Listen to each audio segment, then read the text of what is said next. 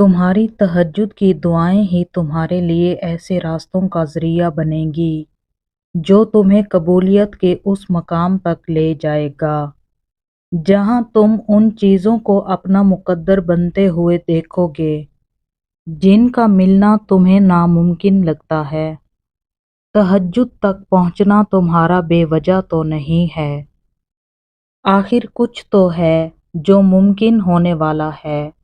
تمہاری دعاؤں کی قبولیت کی نشانی اس سے بہتر اور کیا ہو سکتی ہے کہ تم تہجد کی نماز تک پہنچ گئے ہو۔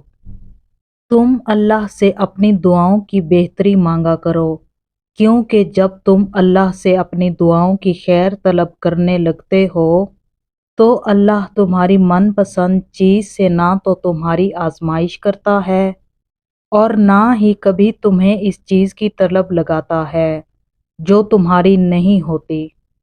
دعاؤں پر یقین ہی سے ہماری تقدیریں بدلتی ہیں اور وہ ہو جاتا ہے جس کا کبھی ہمیں تصور بھی نہیں ہوتا۔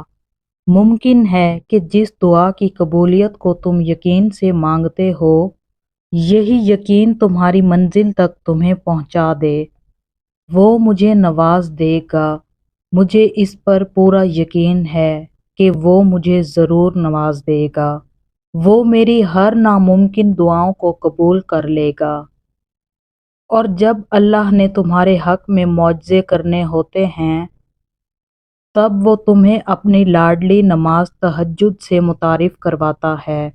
اگر اللہ نے تمہاری اس ہتھیلی کو خالی ہی رکھنا ہوتا تو وہ تمہیں کبھی بھی ان ہاتھوں کو جوڑ کر دعا مانگنا نہ سکھاتا۔ یقین جانیے آپ کی زندگی میں ابھی بہت سے خوشگوار لمحات آنے والے ہیں۔ یقین کیجیے مشکل کے ساتھ آسانی بھی رکھی گئی ہے۔ ہمت مت ہاریے، اللہ پر توکل رکھیے اور ایک نئے دن کا آغاز ایک نئی امنگ کے ساتھ کیجیے۔